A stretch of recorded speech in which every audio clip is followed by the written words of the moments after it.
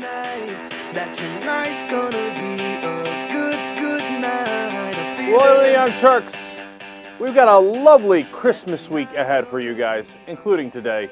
We're going to go Monday through Thursday. We're going to even do Young Turks on Christmas Eve. Oh, that's a special you're not going to want to miss. Do I know what's on it? Not at all. That's all the way on Thursday. But I'm sure it'll be awesome. All right, now, we got a lot of great stories for you today, of course. We have some sort of shower babe in the third hour, from what I understand from Anna. She's apparently selling burgers. Not sure why, but I'm enjoying it. We'll get to that a little later in the program, as usual. We got a great guest in Joe McCarter. Now, of course, look, there's many stories, including some finance stories, some of which, as usual, are frustrating, but some that are very encouraging. Elliot Spitzer's back and he's kicking ass. Look, obviously he shouldn't have broken the laws that he did in regards to prostitution, but we need that guy back so badly. We'll get to that a little bit later in the program. Now, obviously the big story continues to be healthcare. In case you were living in a box, the Senate passed the first version, or the first hurdle to getting it completely passed through the Senate late Sunday night, actually Monday morning at 1 in the morning. Let me do a quick thing there on the process of how that worked, before I tell you what was passed, what happened, what are the two sides, what are my thoughts, all that is coming, right? It looked like the Democrats had enough votes. It looked like, it was certain. So because they had gotten Joe Lieberman on their side by throwing away the public option and the Medicare buy-in. We knew that from last week. And they finally got Ben Nelson on board by making abortion more restrictive, at least insurance coverage of it. And one little other fun fact, they gave Senator Nelson an interesting giveaway. They said, you know how other states have to chip in for Medicaid? Well, don't worry. From here on out, Nebraska never does. Okay, now, is that grossly unfair to the other states? Of course it is, right? It makes me think if I was a senator from wherever, out of Wisconsin, Alabama, Hawaii, it doesn't matter. I'd be like, oh yeah, I'm filibustering too. I would like goodies for my state. No, I'm not going to pass it. Yeah, well, try me. It doesn't matter. Obama's going to buckle to everything. I no longer want Hawaii paying anything for anything. And I would like all tax breaks to go to Hawaii 10 times the rate of other states. I mean, whatever. I just ask for a Christmas tree. What difference does it make? You're going to get it, right? So now, that annoys me, right? But again, let's put things in perspective and in context. I get it. It's political horse trading. It's, maddening, silly, frustrating. That's how they make the sausage. But you know what? It doesn't go to the core of this bill at all. So if that's the kind of compromise they have to reach, have at it, Hoss. So I don't, as much as I mind it, I don't mind it. You see my point? Which is that those are the compromises that I can live with, right? As long as it's not the core of the bill. So they did what they got to do, and they got the 60 votes, so everything's going to pass. Of course, the Republicans are trying to delay it in every way they can, reading of the bills, all the tricks that they have in their bag, they're throwing at it. But if they do all that, the bill's going to be read at 1 in the morning, and Senator Byrd's in the hospital, right? And not in the hospital, but he's in really bad shape, and his health is very precarious. I think we have this actually, right? Oh no, we have his reaction to it, but that's okay. Was that good, clear stuff for you guys? Okay. Anyway, so Coburn gets up and says, "Well, let us pray together that one of the senators can't make it here in the middle of the night, in the middle of a snowstorm, to be the 60th vote." Now, the Democrats came up, Dick Durbin did, and was outraged by this, And it appears Coburn is talking about Senator Byrd. Hopefully, let's all pray together that old guy doesn't make it out here. You know what I'm saying? Come on. Now, if you think that's bad, and yeah, I think that's bad. I have some positive things to say about Coburn a little later in the program, believe it or not. Okay, but praying ill of other senators so they can't make the vote, I mean, it seems beyond, not just the bounds of reason, but think about it in this context. John McCain last week said that he could not believe that Al Franken didn't give Joe Lieberman an extra couple of minutes to finish his speech because it went against the comedy of the Senate. How they get along, the respect, etc., right? Well, how much respect is there and what degree of comedy do we have in the Senate when one side is wishing ill health or death and, in fact, praying for it and encouraging others to pray for it on the other side? I mean, that's the thing with the Republicans. That's why they drive me crazy. That's why, even if you agree with them on some issues, and on rare occasions I do, you can't be in the room with those guys. They're like, the minute you even come close to giving them a paper cut, they scream, "Why are you grabbing me?" But on the other side, they're like, all right, let us all pray that the other side all dies. Come on, right? Now, look, the only excuse there is that it wasn't entirely clear that he was referring to Senator Byrd or that he was hoping that he dies. Maybe he thought, well, maybe his car will slide off the road in the middle of the night. I don't know, right? But here's the, I think, maybe even more pertinent part of that. 3 Republicans, because there are 3 different votes that are coming up on this. The first one was very important because that meant they had the 60. There's another one coming up on Tuesday, and the final one in the Senate, before they go to conference, is on Thursday, okay? So 3 Republicans were already on board for saying, hey, look, we got it. You got the 60 votes. We'll help you through this thing so that Byrd, who's in poor health, who's 92 years old, doesn't have to drive here in 1 in the morning, right? And the other Republicans got together and said to those 3 senators, you are not allowed to do that. Under no circumstances are you allowed to help the Democrats in any way, shape, or form, even if it's to be civil, even if it's to endanger the life or the health of one of their senators, we're going to do it, okay? So no, you are not allowed to join that vote. And they backed down and did not join it, and they made Byrd drive in the middle of the night. Just gives you a sense of where the 2 parties lay. I mean, if you're comfortable with that crowd, and I say it 100 times, I love the way they fight hard for their side sometimes. But that's not how you want people to fight. That's indecent, right? So if you're comfortable in that crowd, have at it, right? But I don't want to be in the room with those kind of people, all right? So now they get Byrd in there, he votes, they make it past all these different hurdles, and so we've got a bill, no public option, no Medicare buy-in. It does have the Office of Personnel Management creating, or overseeing plans that are nonprofit. Okay, so maybe that creates competition, and it really might, right? We have the exchanges that are going to start later, and that might really create competition. I'm going to get more into that a little bit later. So there are definitely some good things in this bill. Now, what I want to do is, on Meet the Press, they did a pretty good job this weekend of presenting both sides, right? And the criticisms of both sides. So first, they had Axelrod on to present the White House's position. Then they had Dean on to present the counter position. And then they had a panel of Republicans and Democrats that agreed that the bill sucks. That's interesting, too.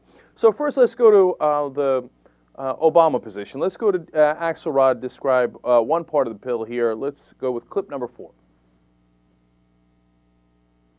There was something of a revolt in the Democratic Party over health care this week, led by the former DNC chairman Howard Dean, who we'll be speaking to on the program in just a couple of minutes. And essentially he said, this is not reform. And if I were a senator, I would vote against it. How do you react to that? Well, first of all, let me say, I respect Howard Dean. I think he's someone who cares passionately about this issue. He's a medical doctor. But he just wasn't familiar with some of the aspects of this legislation. He said, for example, that insurance companies could skim off unlimited amounts of money for bonuses and CEO pay and administrative costs. This strictly limits what they can do, and consumers will get rebates if they exceed those limits, and those limits are high and they're reasonable. He said that people would be forced to buy insurance at a price they can afford. There's a hardship exemption in this legislation. No one would have to pay more than 8%, be forced to buy a policy for more than 8% of their income. And they get all kinds of assistance in terms of tax credits to do so. So I just think when you look at the bill in its totality, it doesn't square up with his critique. All right, so let's break down a couple of things. First, when he says, with all due respect to Howard Dean, he's not familiar with the bill. Please spare me, okay? When they say stuff like that, it drives me crazy. The whole time, and we're going to get to Harwood later. If you guys haven't seen this video yet, NBC correspondent John Harwood, with an incredibly demeaning and patronizing, view of people who are opposed to the bill. It's the whole dismissive attitude. Like, you people, what would you know about the bill? You have to trust our infinite wisdom that we've got this thing right. Now let's go to the substance of the two things he said. One, they can't make unlimited money because we're capping the amount of money they could spend on executive salaries, marketing, et cetera, et cetera. They have to spend, and here's what the numbers are, 80% of the money that they get in premiums back into healthcare if for individual plans. For group plans, the bigger plans, they spend 85% of the money that comes in from premiums back into healthcare. Okay, so they're saying, hey, look, that's a good, tough provision. And that was put in by Senator Franken and White House, and even, I believe, if I've got this right, it might even be Lieberman that joined them on that. So now, is that a good, tough provision?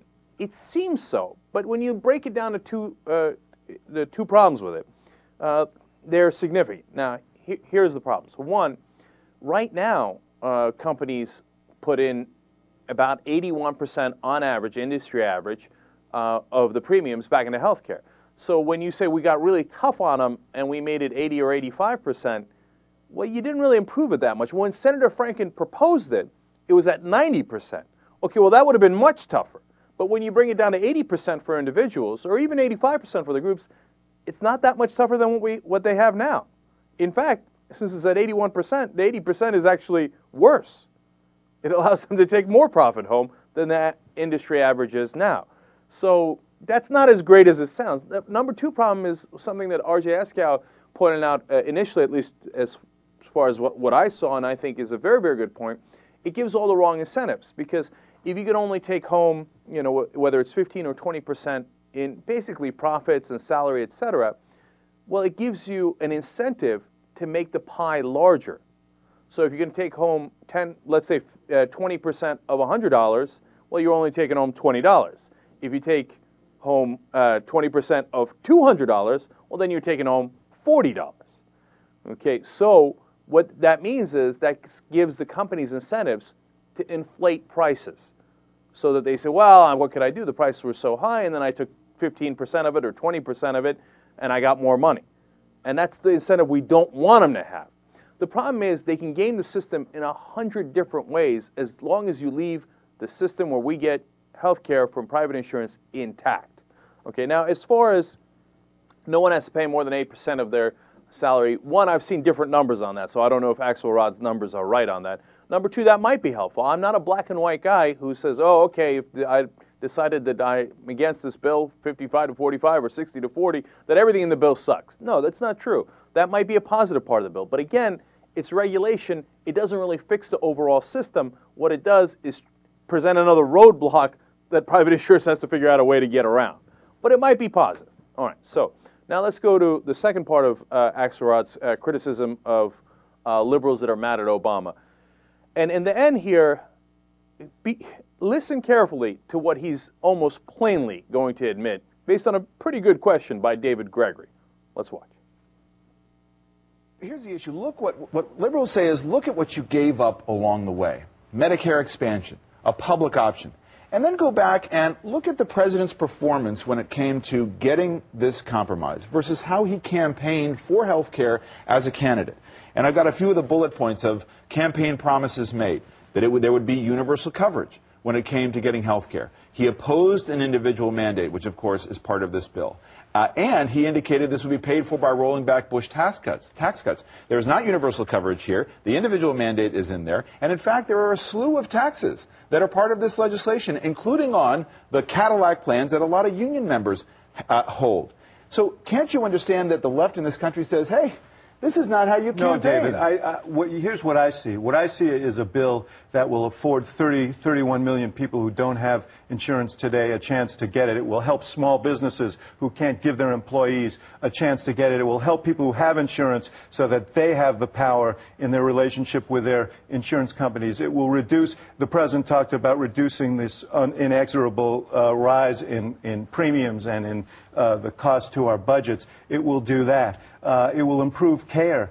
I think this is major reform. It's the reform he spoke about. Obviously, but this is a compromise. In any legislation, it is not the major reform he talked about. There is no major piece of legislation that's ever been passed in this country, David, that doesn't include compromise. That's the legislative process. But the question is, in the main, does it achieve what we wanted to achieve. It's not perfect, and over time it may be improved, as all legislation. Do you think it should be improved? Well, look, the president the president supported a public option, but there are other ways to get at competition and choice. We'll see what happens over time. He supported a public option. He did not fight for it till the end of the day. Well, look, he made the case again and again for it, but understand, this is a small part of a large health care reform. The public option was within this health insurance exchange for the 30 million who can't get health care.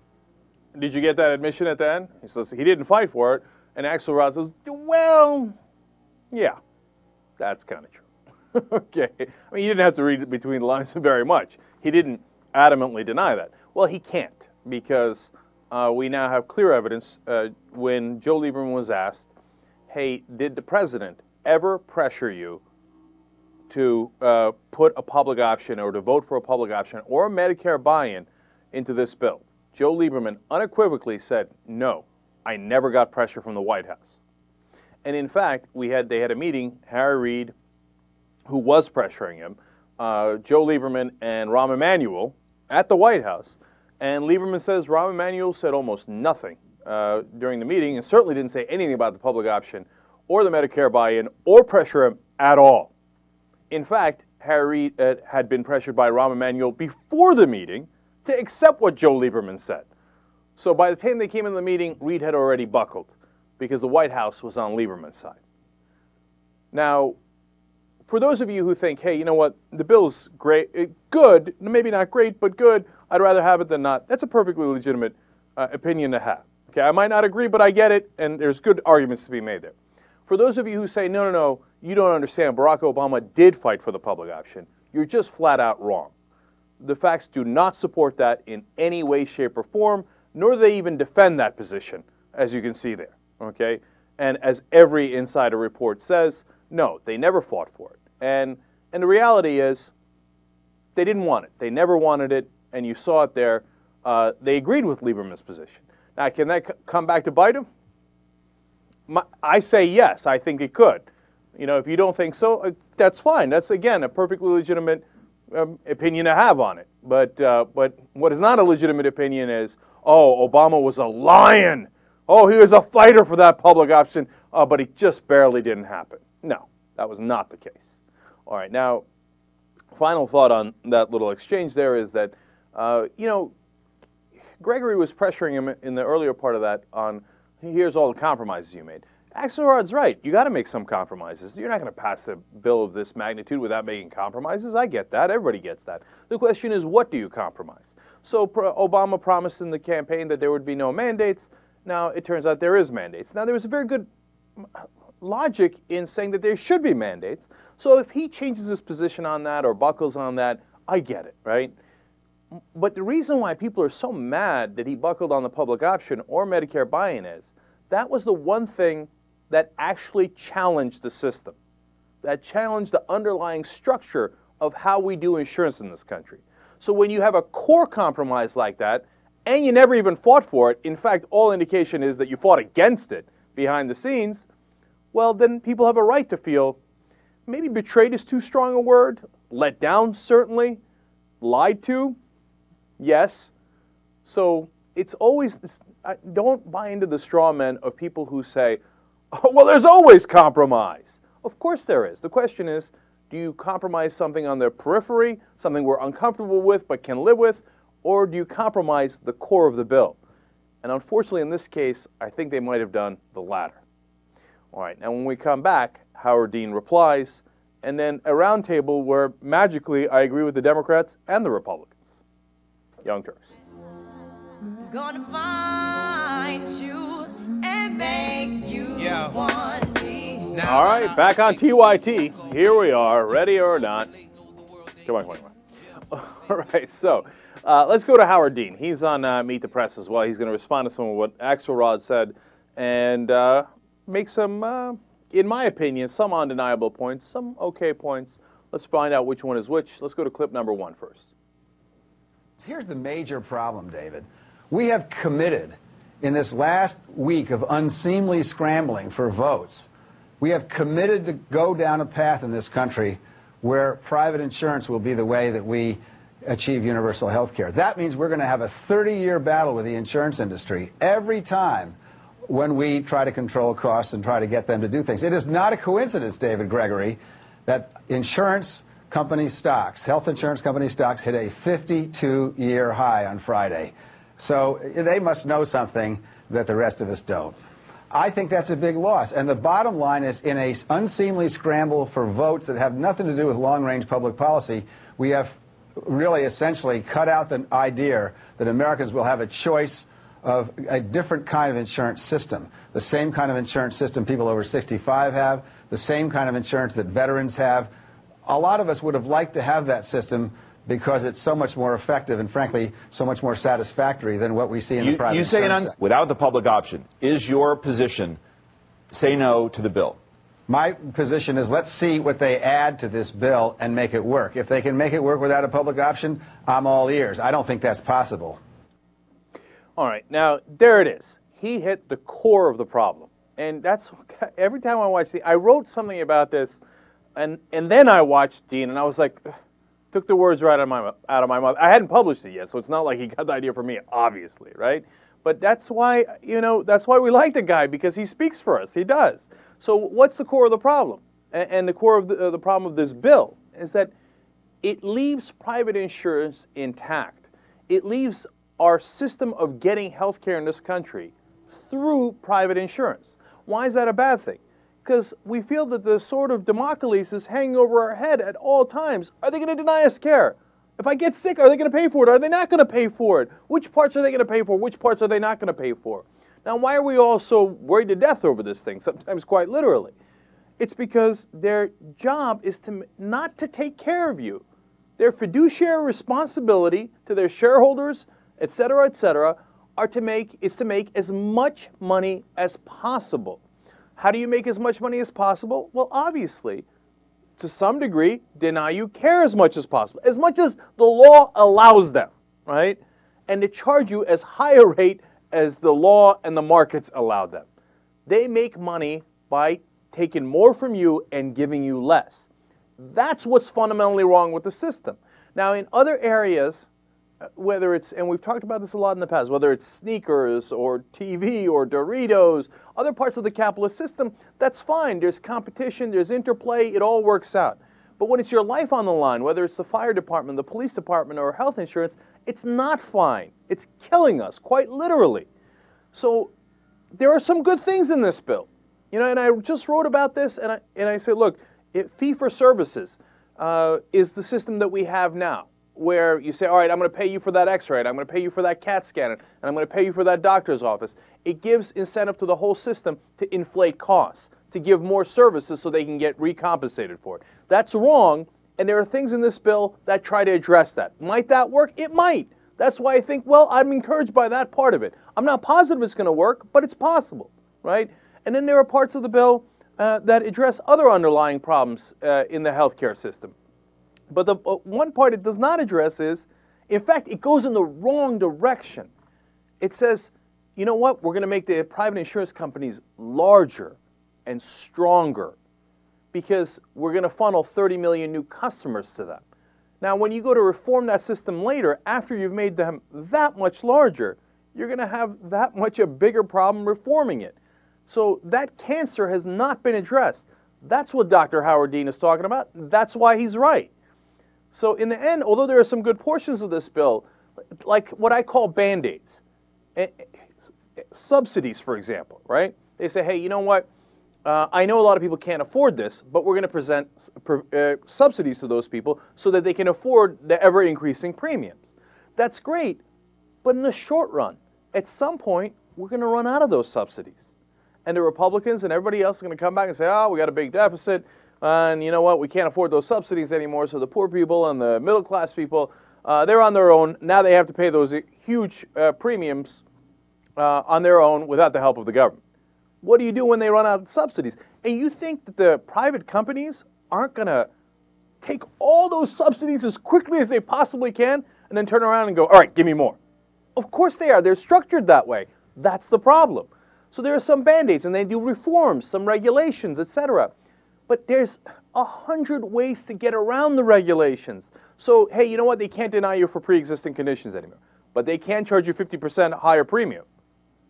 Okay, so if you have the money, that's great. But if you don't, well, then you're stuck in the same place. Hey, you know what? They can't charge you more if you're a woman or a man, etc. And in the beginning, it was even if you're older. Now, all of a sudden, they can charge you 3 times as much premium if you're older. So are there loopholes? Definitely. Are there ways around that regulation and that reform? Definitely. So we got a couple of huge Band-Aids, and I'm not saying they're not huge, but it doesn't cure the underlying disease. It makes it worse. That's what we're worried about. That's why ultimately I say no to this. And then when we do, we get, disdain and mocking and criticism. All right, you know what? Perfect example of that is CNBC's John Harwood here. He's going to chide liberals. How dare you? How dare you oppose the wisdom of Washington? Let's watch clip number 11. So in the end, how did this deal get done, John? Contessa, it was really hand-to-hand combat and hand-to-hand diplomacy, one vote at a time, finally securing the vote of Joe Lieberman by ditching that Medicare buy-in that he was against, and Ben Nelson with the abortion language. But I got to say, Contessa, just because so much of the commentary I've heard has been really idiotic, liberals who want universal health care ought to be thanking Harry Reid for getting this thing done rather than talking about what's inadequate in the bill. I'm not saying the bill is a good bill, but if you're a liberal and you want universal coverage in this country and think that you could do better, that Harry Reid can do better than what he's done or the White House can do better, they ought to lay off the hallucinogenic drugs, because we have had a vivid demonstration of the limits of political possibilities on this issue. Strong language there, John. All right, I know. Everybody who doesn't agree with conventional wisdom in Washington is, of course, an idiot. How dare you challenge Washington? Conventional wisdom. You know that they were always right in Washington. When they said, hey, everybody agrees we should go to Iraq, well, they nailed it. And the list goes on and on, right? Now we're delusional and we're apparently on some sort of drugs if we don't agree with the bill. John, look, there are good points made in the other direction. You can't just call people idiots. In fact, on the other side, when people make the good points about fee-for-services, etc., I say they do. Okay? And it's not a black and white issue. And it's certainly not black and white in favor of the bill. So, for example, he says, oh, well, hey, liberals, we just gave you universal coverage. What more do you want, right? Well, first of all, you gave it to us through a mandate where we have to buy it from private insurance and pay our money for it. So it's like saying, all right, everybody gets a car, now pay me for it. Well, did you really give me a car? I don't know, I paid for it, right? And then the second problem with that is they say, all right, but look, we're giving you subsidies. So that we're helping you to pay for that car in that analogy, or in the real case, pay for health care. Okay, great. What happens when the subsidies run out? You think that the Republicans will just automatically renew the subsidies? I don't think they will. I mean, look at what they did with welfare, etc. And the other thing is, one of our listeners made this point. It's partly demeaning to go in and say, okay, I'm sorry, I'm too poor, I only make $50,000 a year, or $60,000 a year, or $40,000 a year, whatever it is. Can you please, government, give me subsidies so I can take that money and give it to private insurance so that my family members don't die? Instead, what would have been smarter is to address the underlying problem. But when you go to talk about that, people like John Harwood and the Washington establishment say, you're an idiot. And how dare you oppose the powers that be? It's really disturbing. What we're trying to do, John, is trying to tell you, you're going the wrong way, okay? Now, look, I've explained this before. The House legislation on financial reform is sorely lacking, okay? Derivatives is the number one problem, and they have 2 giant loopholes in their addressing of derivatives. So they did a poor job of addressing that. And the other issues of financial reform, they go a quarter of the way, right?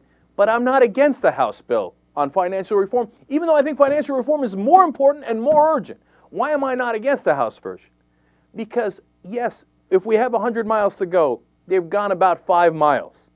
But at least they're going in the right direction. And then we can go, as Obama says about health care, we can go another 5 miles, another 10 miles. Hopefully we speed it up a little bit because we could have a financial disaster on our hands before we get there.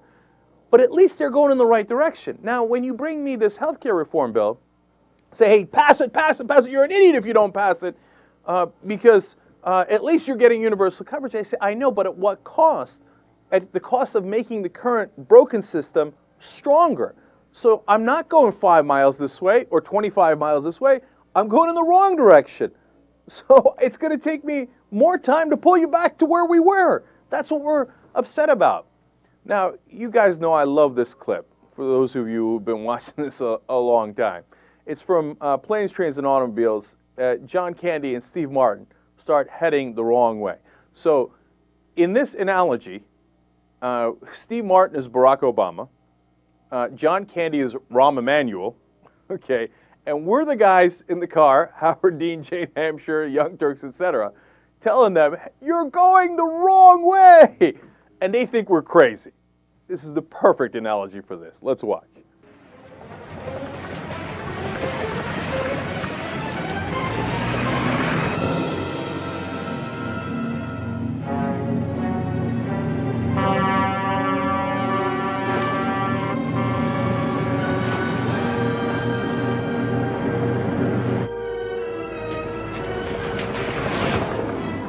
Holy shit, look at that guy on the wrong side of the highway. He's going to kill somebody. Hey! Hey! Hey, what's going on? Some joker wants to race. Don't race. That's ridiculous. All right, come on. Let's go. Let's go. Put your window down! You want something? He's probably drunk. You're going the wrong way! What? You're going the wrong way! He says we're going the wrong way. Oh, he's drunk. How would he know where we're going? Yeah, how would he know? Thank you. Thanks a lot. Terrific. Thank you. What a moron. You're going in the wrong direction! You're going to kill somebody!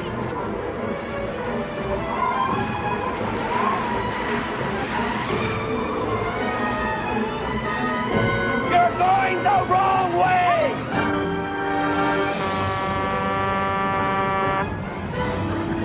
What? What?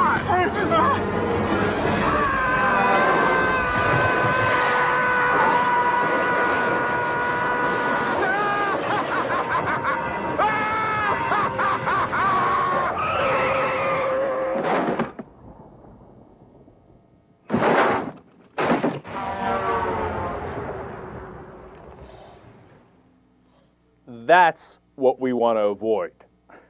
That look right there, as they're like, oh, it turns out those guys were right. But John Candy in that scene isn't just Rahm Emanuel, he's John Harwood, he's the entire Washington establishment that's like, what would they know where we're going? You're right. Okay. Moron. You want to race? No, we're trying to help you. We're trying to help you.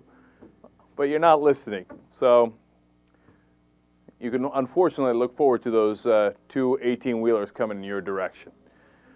All right, when we come back, a little more Howard Dean and some of the people who are against this bill, part of the establishment and otherwise. Young Turks.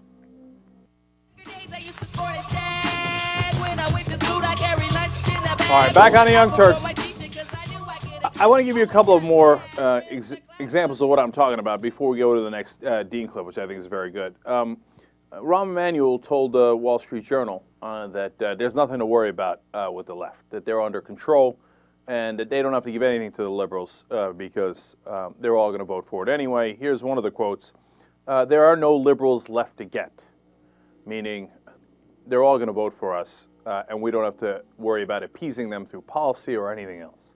Then he pointed to a Ronald Brownstein article where he says you're going to start to see a progressive backlash against the progressive backlash, meaning don't worry, our liberal supporters will have our back, and if there's a backlash against this bill, they will attack and say we're being counterproductive, et cetera, et cetera.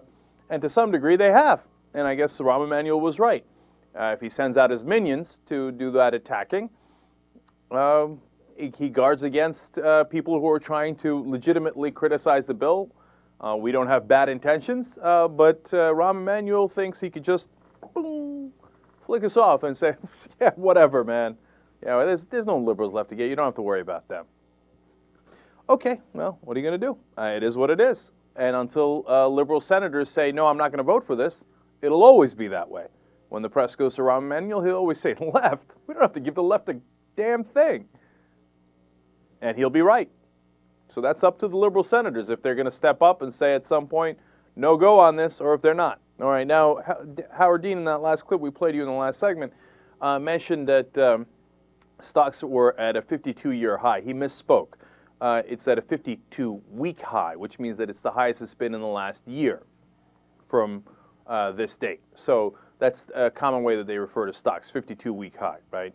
And Scarborough later makes the same mistake when he repeats them. But and stocks actually have gone up and down over this time period. But what he's referring to is on October 27th, when Joe Lieberman said, I will join a Republican filibuster and kill the public option, okay, healthcare stocks of the major 7 companies began to rise.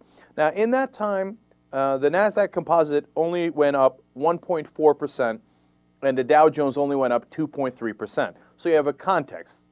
So the markets rose, but only a tiny bit since October 27th to now, when Lieberman made that comment. Now let's check out the top 7 insurance stocks and see how they did. Coventry Healthcare, up 31.6%. Cigna, up 29.1%. Aetna, up 27.1%. WellPoint Incorporated, up 26.6%. United Health Group, up 20.5%. And Humana, up 13.6%. Do you know what that means? That means, right or wrong, Wall Street thinks, booyah, healthcare companies win. As that insurance industry insider told Politico, we win, we win. No government-run competition. Everything goes through private insurance. We get exactly what we want. So if the public option was so irrelevant, why did the companies fight so hard against it? If it was so irrelevant, the minute it was known that it was going to get killed, why did their stocks go up anywhere from 13 to 32%? Obviously, they don't think it's irrelevant. Wall Street doesn't think it's irrelevant. They think it's enormously relevant. So how come their issues got addressed, but when we made that point, it's, oh, you libs, the public option was nothing anyway. No one ever cared about that thing. What are you all carping and complaining about, to quote Chris Matthews? If you don't think it's relevant, you're crazy. By the way, one other thing, Feingold put out a statement saying, hey, you know what, I'm going to vote for this thing. There are parts that I'm very, very uncomfortable with, but in the end, I got to vote yes. I can't vote no on this thing. Now, I disagree with him, but I think he's at least coming at it from an earnest and principled direction. I don't question his motivations. I do question his tactics. But he also included this little section here that also gives you a sense of whether he thought Obama fought for the public option or not. Quote, unfortunately, the lack of support from the administration made keeping the public option in the bill an uphill struggle. Removing the public option from the Senate bill is the wrong move and eliminates $25 billion in savings. I will be urging members of the House and the Senate who draft the final bill to make sure this essential provision is included. It won't be, of course, because when they go to conference, as Feingold indicates, the Obama White House will once again not have their back. They will look to kill it. Okay, let's go to Howard Dean. Clip number 2 here on why we've compromised too much on Meet the Press. Vicki Kennedy, the widow, of course, of the late Senator Kennedy, has penned an op-ed this morning, and this is what she writes in the headline, "The Moment Ted Kennedy Would Not Want to Lose." Ted knew that accomplishing reform would be difficult. He predicted that as the Senate got closer to a vote, compromises would be necessary. Coalitions would falter, and many ardent supporters of reform would want to walk away. He hoped that he wouldn't do so, that they wouldn't do so. Ted often said that we can't let the perfect be the enemy of the good. He also said that it was better to get half a loaf than no loaf at all, especially with so many lives at stake. You heard David Axelrod essentially say legislation like this is so difficult, you can never achieve perfection. In the light of what Vicki Kennedy says, do you have a different view of whether compromise has been worth it here? I think there's been an enormous amount of compromise. I think the compromise, frankly, has been too much. Here's the basic problem, and I said it before and I'll say it again. We have set this nation down a course we're going to do this through public insurance. Private insurance. It is possible to do that. 2 other countries that I know of do that exclusively in private insurance. It is very, very difficult. It is very, very expensive. We are nowhere near where Switzerland and the Netherlands are in terms of the regulatory apparatus on the private insurance industry. So I just think this is going to be a very, very difficult, tough row to hoe. Once again, addressing the exact core problem. So I think he's right. Let's go to clip number 3 now, where he reacts to McCain agreeing with him. Indeed, your opposition this week, which I had mentioned before, set off something of a revolt within the party, led to some strange political bedfellows for you. Senator John McCain, on the floor of the Senate, said this. If you live long enough, all things can happen. I now find myself in complete agreement with Dr. Howard Dean, who says that we should stop this bill in its tracks. We should go back to the beginning and have an overall bipartisan agreement. Dr. Dean, I am with you. How do you react to that?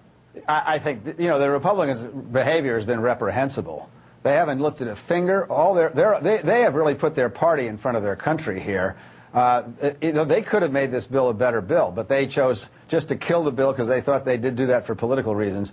First, and I don't believe there's a bipartisan compromise possible. As David Axelrod said, the Republicans of today and the John McCain of today is not the same, not even the same as the Republican Party of 8 years ago, and it certainly isn't the same as the Republican Party my father was in until the day he died.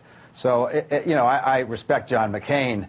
But he wouldn't be the first person who twisted my words around and used them for something I had no intention of endorsing, which is the Republicans' behavior in this bill.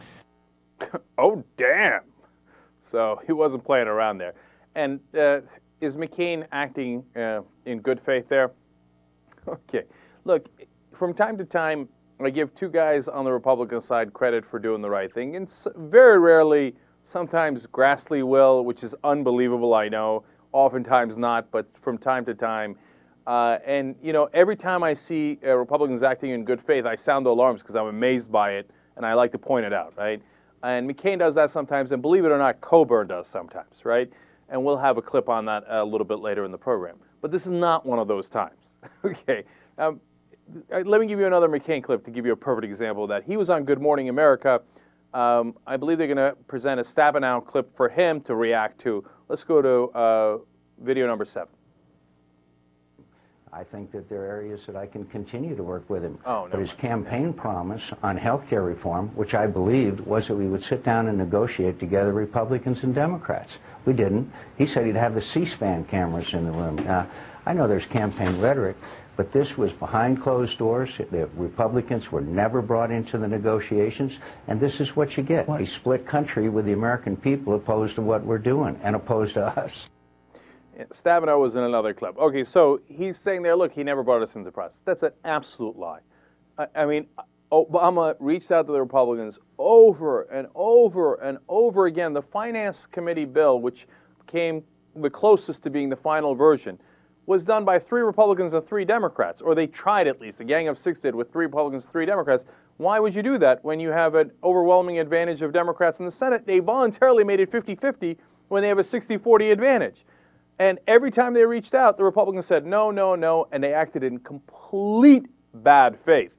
In fact, I literally don't know what the Republicans wanted more. They killed the public option. They killed the Medicare buy-in because of their friend Joe Lieberman. And they claim that they're in favor of getting rid of pre-existing conditions and rescission, et cetera. So what more did the Republicans want? No, they wanted, and that's what's so disingenuous about this. They wanted to make this bill as weak as possible. And they encouraged Obama to reach out, and the Senate Democrats, and they did. They made it, and they accomplished their objective. It's as weak as possible. And then they will all vote against it, and then come back around and go, what do we tell you, man? This bill sucks. In the next hour, we're going to see more of that, okay? And we're going to have Joe Scarborough warning you that that's exactly what they're going to do. And then they blame Obama for not reaching out enough. It's a joke.